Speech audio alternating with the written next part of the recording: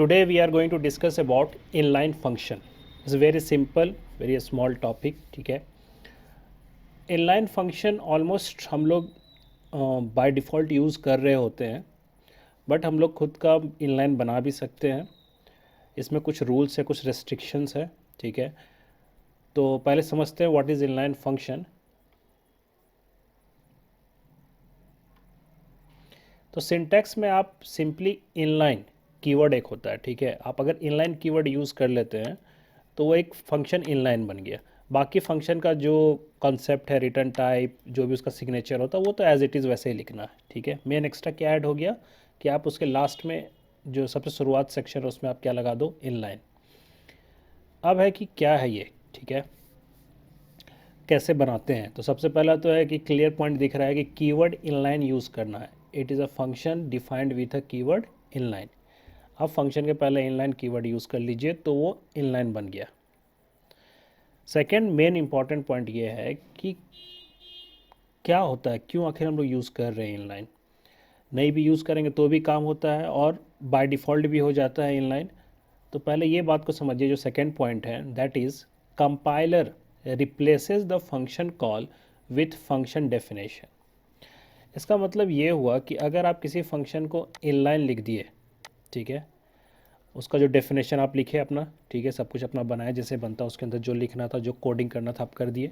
अब फंक्शन को आप कॉल करते हो. ओके. तो मान लीजिए आप फंक्शन को कॉल किए हैं, फंक्शन का नाम आपका मान लीजिए फन नाम से है. ओके. तो आप उसको इस तरह से कहीं पर कॉल किए वाइड मेन में. तो होता ये है कि जो फंक्शन का आप डेफिनेशन जो भी लिखे थे, पूरा जो कंटेंट था, जो भी कोड था, कॉलिंग का कॉन्सेप्ट ये है कि जहाँ पर वो उसका डेफिनेशन लिखा होता वहाँ पर जाता था. ठीक है, एड्रेस पे. उसके बाद फिर काम ख़त्म करके वापस यहाँ पर आ जाता था. बट अगर आप इनलाइन लिख दिए हैं तो होता ये है कि उसका डेफिनेशन जो है कंपाइलेशन टाइम में उसका कॉपी बन जाता है. कहाँ पर, तो जहाँ फंक्शन कॉल हुआ वहाँ पर. अगर ये 2 बार कॉल होगा फंक्शन, आप बनाए एक ही जगह हो, ठीक है, आप उसका डेफिनेशन एक जगह लिखे हो, बट वो एक इनलाइन है, तो क्या करता है कंपाइलर, जब कंपाइल हुआ तो उसी टाइम में जहाँ जहाँ से ये फंक्शन कॉल हुआ था उसका डेफिनेशन उतनी बार वहाँ पर कॉपी करके पूरा डेफिनेशन ही यहाँ पर दिखेगा, मतलब इंटरनली दिखेगा. इसका ये मतलब है कि इसको ट्रैवल नहीं करना पड़ा कि कहाँ पर है, उस एड्रेस पे नहीं जाना पड़ा. ऑटोमेटिक जहाँ कॉल हुआ था, कॉल की जगह वहीं पर उसका डेफिनेशन लिखा हुआ ऑटोमेटिक दिख रहा था. यहाँ वही लिखा हुआ, compiler replaces the function call with function definition. तो मोटा मोटी हम लोग जो अभी इनलाइन यूज़ भी करेंगे तो हमें कोई फ़र्क नज़र नहीं आएगा. ठीक है. बस एक आप समझ लो कि ये फास्ट काम करने में हेल्प करता है. ये जो ट्रैवल करके जाता और उसको जहाँ कॉल हुआ वहीं पर मिल रहा है, तो इसका मतलब है थोड़ा फास्ट एग्जीक्यूशन होगा. तो नॉर्मली फास्ट एग्जीक्यूशन के लिए ही यूज़ करते हैं इसका. अदरवाइज़ हम लोग जब इसको रन कराएंगे भी इनलाइन लिख के तो हमें कोई फ़र्क नज़र नहीं आने वाला. तो सबसे इम्पॉर्टेंट पॉइंट इसका यही था कि compiler replaces the function call with function definition, अगर उसके पहले इनलाइन लिखा हुआ है तो. आगे और पॉइंट को समझते हैं. अब इसमें कुछ रेस्ट्रिक्शंस भी है. ठीक है. क्योंकि ये क्या करता है कि जहाँ जहाँ आप कॉल किए उतनी बार वो कॉपी बनाता है. मतलब अगर बहुत हैवी कोड लिखा हुआ है तो उतना हैवी कोड बार बार हर जगह कॉपी होगा. छोटा छोटा कोड है तो चलेगा, बट लार्ज स्केल का कोड है, लूपिंग का क्वेश्चन है, रिकर्सिव है. ठीक है.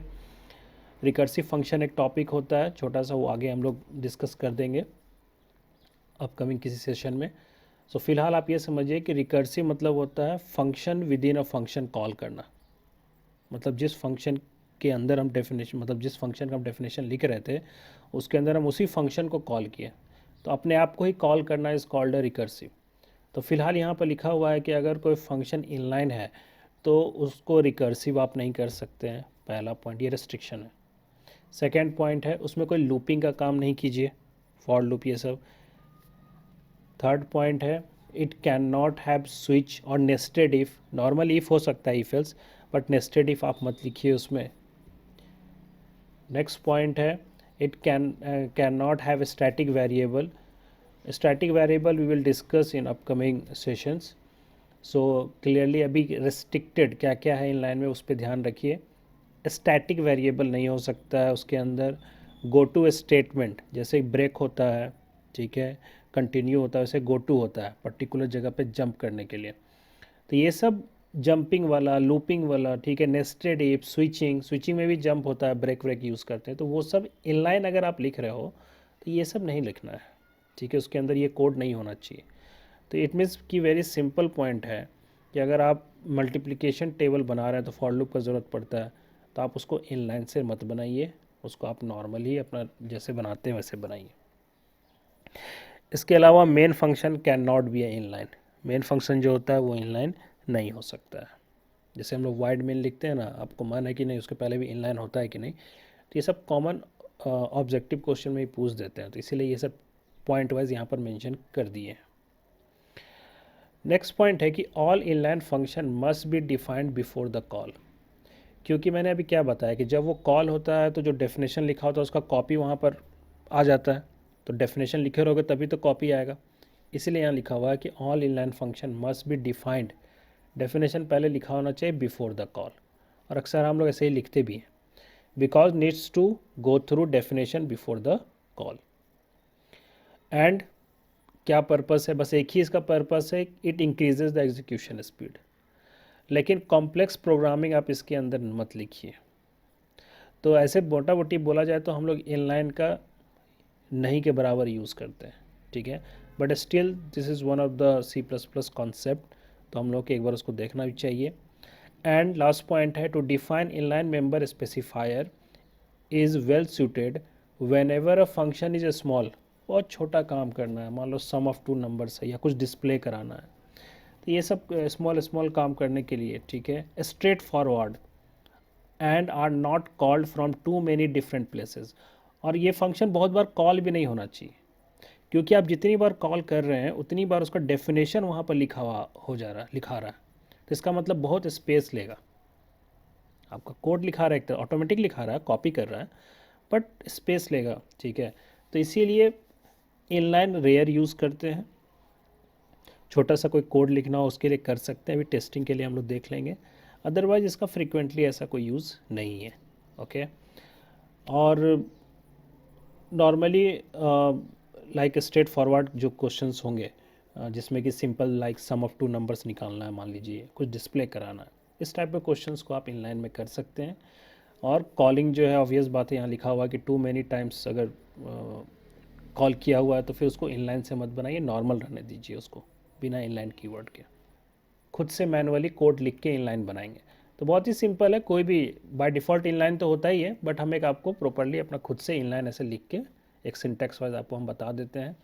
तो सिंपली किसी भी फंक्शन को आपको इनलाइन करना हो, इनलाइन लिख दीजिए, इस तरह करके आप अंदर ऐसे एक मैसेज डाल दीजिए, ठीक है। मैं लूपिंग वाला कोई क्वेश्चन नहीं करा रहा हूँ, सिंपल आपको एक आइडिया दे रहा हूँ।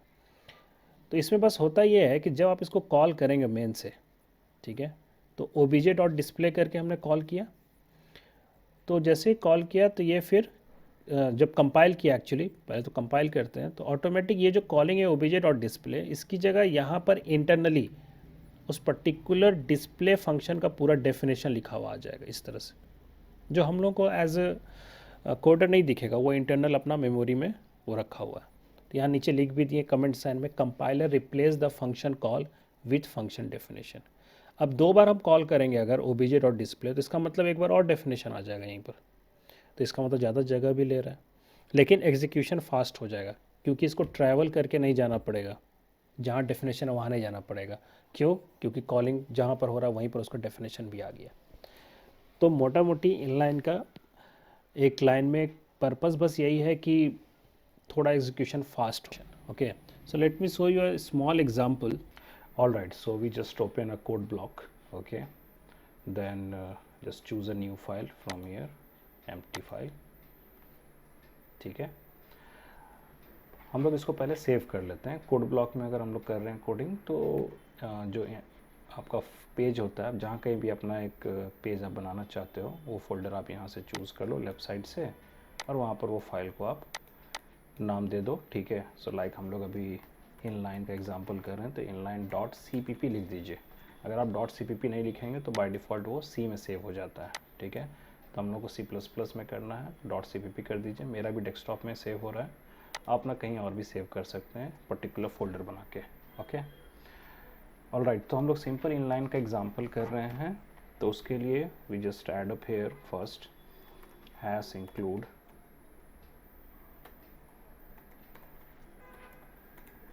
IO स्ट्रीम, ठीक है, and using namespace std। Code block में आपको ये दो एडअप करना है। आप टर्बो C++ में भी कोडिंग कर सकते हैं इसका, ओके। देन यहाँ पर आप क्लास आप एक बनाइए, ठीक है। क्लास का नाम आप कुछ भी दे सकते हो। Let me add here sample, और हम लोग सपोज रेक्टेंगल का हम लोग एरिया निकाल रहे हैं, तो हम लोग एक रेक्टेंगल के लिए ही यहाँ पर इनलाइन फंक्शन के थ्रू उसको डील करते हैं। तो we just use here float, एक L ले लेते हैं, एक B ले लेते हैं, ऑलराइट। तो ये बाय डिफ़ॉल्ट पब्लिक में कंसीडर होगा। देन पब्लिक में हम लोग ले लेंगे, बाय डिफ़ॉल्ट ये प्राइवेट में कंसीडर होगा दैट वेरिएबल। उसके बाद हम लोग पब्लिक में ले लेते हैं जो फंक्शन हमको लेना है। तो हम इनलाइन करके वो फंक्शन लिख रहे हैं, पहला वाइड इनपुट, ठीक है। यहाँ पर हम सिर्फ डिक्लेयर करते हैं, क्योंकि हम लोग आउटसाइड भी डेफिनेशन लिख सकते हैं, ठीक है, किसी भी फंक्शन का क्लास में C++ में स्पेशल। तो हम लोग यहाँ सिर्फ डिक्लेयर करते हैं, ठीक है, और आउटसाइड द क्लास हम लोग इसका डेफिनेशन लिख देंगे। लेकिन हम बस क्या मेंशन कर रहे हैं, इनलाइन मेंशन कर रहे हैं इसमें। तो इनलाइन सपोज़ आप रिटर्न से बनाना चाहते हो, आप रिटर्न से ही बनाओ, कोई दिक्कत नहीं है, आप यहाँ पर इंट करके लिख सकते हो। लेकिन हम लोग सिंपल प्रोग्राम ही ट्राई कर रहे हैं, तो हम लोग यहाँ पर सिंपल ही रहने देते हैं सब, ओके। ये हमारा दो इनलाइन फंक्शन डिक्लेयर हो गया। आपको मन है कि इनलाइन नहीं लेने का, एक इनलाइन लेने का, आप कर सकते हो, बट हम लोग एक सिंपल टेस्ट कर रहे हैं, छोटा सा एग्जांपल करके इसको हम लोग देखते हैं। अब इसको हम आउटसाइड लिखेंगे, तो किसी भी फंक्शन का अगर क्लास में आउटसाइड डेफिनेशन लिखना हो तो हम लोग प्रीवियस लेक्चर में भी डिस्कस किए रहते हैं, ठीक है। सो आई होप कि आप वो जानते होंगे। सिंपल है, इनलाइन हो या नॉर्मल फंक्शन हो, कैसा है फंक्शन हो, अगर क्लास के बाहर उसका डेफिनेशन लिखना हो तो उसका लिखने का तरीका ये है कि सबसे पहले आप उसका रिटर्न टाइप लिखिए। तो इसका रिटर्न टाइप है वाइड, तो आप वाइड लिखिए। और आउटसाइड जब लिख रहे हैं तो इनलाइन लिखना कोई कंपलसरी नहीं है, ठीक है। तो आप वाइड लिख दीजिए एंड देन क्लास का नाम लिखिए रेक्ट। उसके बाद ये साइन यूज़ कीजिए, ये है स्कोप रेजोल्यूशन। इसका पर्पस होता है आउटसाइड क्लास डिफाइन करने के लिए। किसको, तो फंक्शन। कौन सा फंक्शन, अभी हम लोग यूज़ करने वाले हैं इनपुट, ठीक है। और यहाँ पर इसके अंदर हम लोग सिंपल सी आउट में लिख देंगे इंटर एल एंड बी, और लेंथ एंड ब्रेड्थ जो भी आपको लिखना हो, एक मैसेज, ओके। एंड देन सी इन करके आप एक एल में ले लो और एक बी में। तो इनलाइन हम डिक्लेयर कर दिए हैं, आउटसाइड में उसको डेफिनेशन में दोबारा इनलाइन नहीं भी लिखेंगे, कोई दिक्कत नहीं है, ठीक है। वो कंसीडर होगा एज ए इनलाइन ही एरिया। देन हम लोग यहाँ पर डैट सी आउट में ही हम लोग लिख देते हैं इसको, area is equal to, alright, and then L asterisk B. तो हम लोग ये दो फंक्शन जो कि इनलाइन है उसको हम लोग आउटसाइड डेफिनेशन भी लिख दिए हैं। तो मैंने बोला है आपको कि कुछ खास फ़र्क आपको नज़र आना ही नहीं है, ठीक है। हम लोग सिंपल कॉलिंग करेंगे, इंट मेन, ऑब्जेक्ट बनाएंगे, सब कुछ जैसा हम लोग करते थे वैसा ही करेंगे, ओके। तो यहाँ पर हम लोग नीचे में इंट मेन करके और ऑब्जेक्ट बना लेते हैं। तो रेक्ट करके हम ऑब्जेक्ट बना लेते हैं सपोज आर नाम से। तो आर डॉट इनपुट कॉल करेंगे and R dot area call करेंगे, दैट्स इट, सेमीकोलन, ठीक है।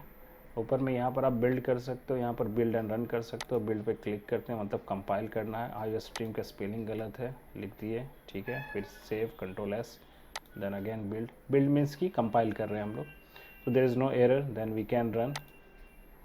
एल एन बी पूछ रहा है 4.6, 5.8, इंटर, एरिया 26.62 आ रहा है आंसर। बट कुछ खास हमें फ़र्क नज़र नहीं आ रहा। इनलाइन लिखने से बस यही होता है कि जहाँ जैसे यहाँ पर ये कॉल हुआ है तो एक तरह से ये डेफिनेशन जो है यहाँ पर आ गया, ठीक है। नॉर्मल फंक्शन में ऐसा नहीं होता है। डेफिनेशन यहाँ पर क्या हो गया, कॉपी हो गया कंपाइलेशन टाइम में। जब एरिया कॉल कर रहे हो तो ये पूरा डेफिनेशन ही एक तरह से यहाँ पर कॉपी हो गया, तो थोड़ा एग्जीक्यूशन फास्ट होता है, ठीक है। So this is all about inline function.